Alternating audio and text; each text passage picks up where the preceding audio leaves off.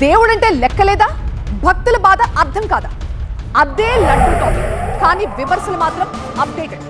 లడ్డూ కల్తీ చేయడమే కాదు, తిరుమలని అపవిత్రం చేసిన వైసీపీ భక్తుల బాధని అర్థం చేసుకోవడం లేదని, కనీసం క్షమాపణ కూడా చెప్పడం లేదని టీడీపీ విరుచుకుపడుతోంది.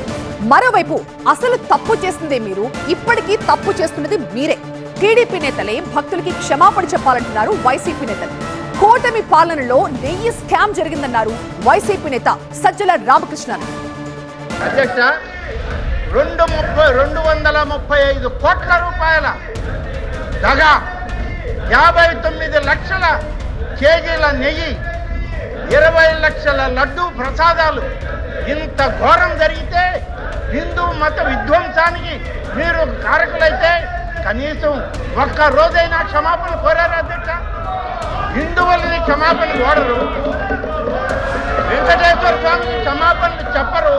టీడీపీ వైసీపీ మధ్య లడ్డూ గొడవ రోజు రోజుకు ముదురుతోందే తప్ప తగ్గడం లేదు. టీడీపీ నేతలు ఒక పద్ధతి ప్రకారం నెయ్యి స్కామ్ చేస్తున్నారని ఆరోపించారు వైసీపీ నేత సజ్జల రామకృష్ణారెడ్డి.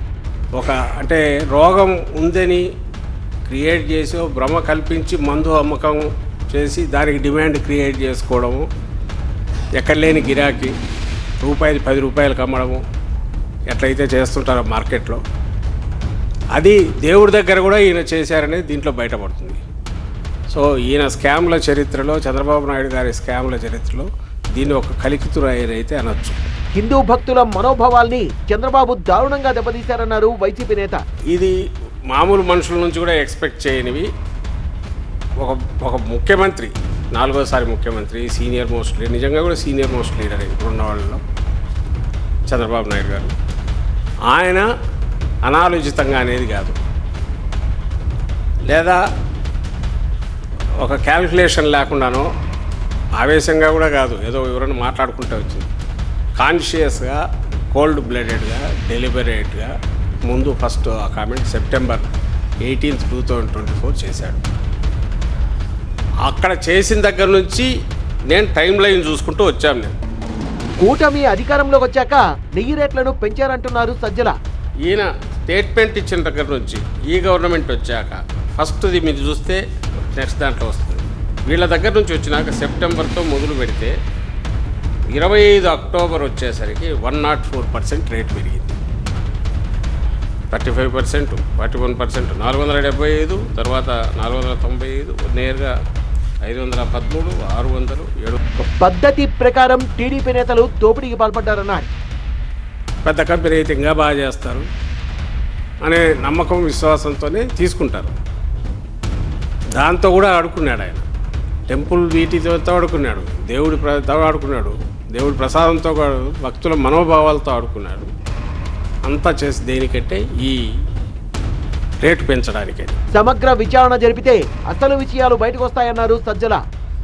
కనీసం 150 నుంచి 200 కోట్ల పైన దోపిడీ జరిగింది అని ప్రైమా ఫేసి అనుకోవడానికి బలమైన ఆధారాలు అయితే కనబడుతున్నాయి. కాబట్టి ఖచ్చితంగా దీని మీద సిబిఐ విచారణ లాంటిదే జరగాలి, లోతుకు పోవాలి. పనిలో పని మిగిలిన కూడా తీసుకోవచ్చు.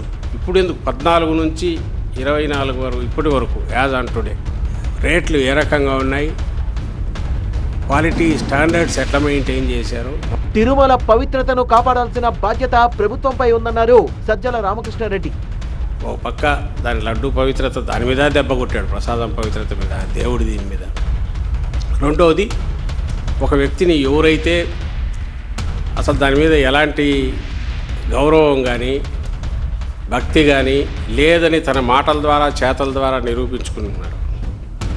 అతని మీద అంత బలమైన ఆధారాలతో వచ్చిన ఆరోపణ వచ్చినా కూడా, కళ్ళ ముందు కనపడుతున్నా కూడా అతను తప్పించకపోవడం ద్వారా చంద్రబాబు నాయుడు ప్రూవ్ చేసుకుంటున్నది ఏంటంటే, నాకు దేవుడు అంటే లెక్క లేదు, పత్రం లేదు, ప్రజల విశ్వాసాలంటే గౌరవం లేదు, వాటిని లెక్కలేక వేసుకుని అనేది ప్రూవ్ చేసుకున్నాడు. అది ఇప్పుడు జరిగింది. మరోవైపు లడ్డూ విషయంలో వైసీపీని వదిలిపెట్టేది లేదంటున్నారు కూటమి నేతలు. ఆ దేవుడు కూడా దానికి తగ్గ శిక్ష మీకు వేశాడు. ఇంకా ఇప్పుడు ఈ ప్రలాపనలు మీరు మాట్లాడి దీని నుంచి సాధించేది ఏముండదు. మిమ్మల్ని రాజకీయంగా ఎదుర్కోవాల్సిన అవసరం మాకు లేదు. ఎందుకంటే మీరు జీరో. మొన్న పవన్ గారు కూడా అసెంబ్లీలో చెప్పాడు, మీరు 11 మంది 1100లాగా మాడుతున్నారు. ఎందుకు మాడుతున్నారు? మీకు మూర్ఖత్వం. ఇటువంటి ప్రలాపనలు చేయొద్దని, మీకు నెయ్యి మీద ఇంకేదైనా టెక్నికల్ డేటా కావాలంటే ఏ నెయ్యి ఎంత రేటు ఉంటుంది, ఎందుకు కొంటున్నాము, దేని వాడతారు, ఆ టెండర్స్ రికార్డ్ అంతా కూడా మీకు కావాలంటే మీ ఇంటి అడ్రస్ చెప్తే మేము పోస్ట్ చేస్తాం. మాకు మిస్డ్ కాల్ ఉండి తెలుగుదేశం పార్టీకి చాలు. ఆ రికార్డ్ చదువుకుని తర్వాత మీకు ఎప్పుడు ఖాళీ ఉన్నప్పుడు మళ్ళీ ప్రెస్ మీట్ పెట్టండి. లేదంటే దాని మీద డిబేట్కి మీరు స్వయంగా వచ్చినా కూడా మేము మా పార్టీ తరఫున సిద్ధంగా ఉన్నామని తెలియజేస్తున్నాం. ఏకసభ్య కమిషన్ దర్యాప్తు కొనసాగుతుందంటున్నారు.